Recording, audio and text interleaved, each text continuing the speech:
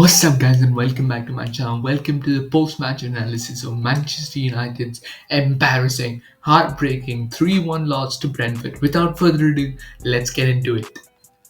Now, we're going to be starting this analysis with the first goal that Brentford scored against us, where Dalot came and gave a pass, as you can see right here. He pushed the pass in where he has options to his right with Brian Mbeumo and to his middle with Benjamin Šeško making a run. Instead, he decides to go to Matheus Cunha, who already had a eye.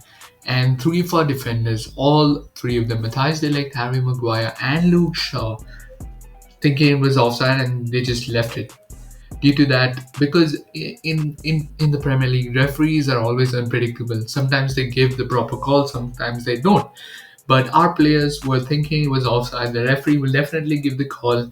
None of them actually gave a care about Utd, who was 1v1 against Binder and eventually scored. And I think there have been a lot of questionable starting 11 decisions by Amorim, especially in this game where he started Harry Maguire over Lenny Yoro, who is a much better player against very, very fast players in Igor Thiago and Tango Atara. You can see Maguire tried his best, but he did not make an attempt to block the shot coming from Igor Thiago, which led to Brentford eventually making it 1-0. Now the second goal is much more worse.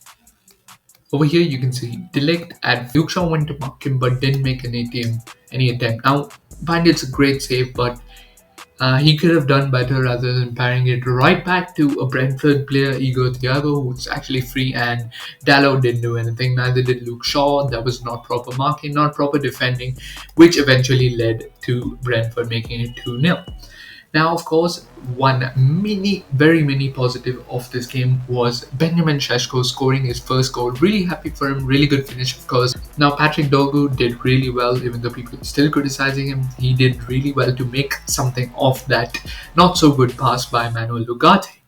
And Šeško did eventually get his goal, but that was it. We lacked intensity, we lacked quality in the final third. There were many crosses that were put in, but no one to get on the end of it.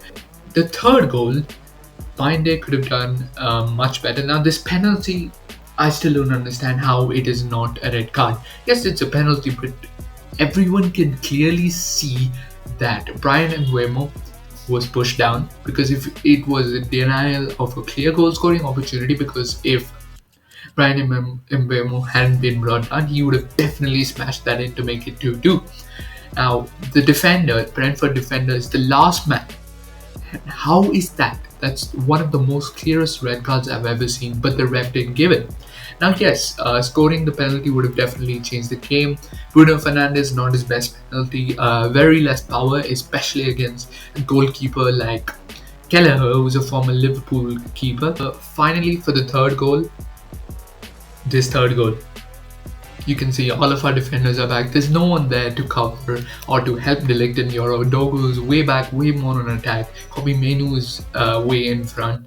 We don't have a goalkeeper other than Binder or Onana. Any other goalkeeper in this world, they could have saved it. It was right at him as well. Yes, it's a really good finish by Jensen, but that was right at him. He could have saved it. Like, Binder did make 3 to 4 great saves, which prevented the game from being 4 or 5-1 for Brentford. Next up, we have Sunderland, who are on form right now, keep winning.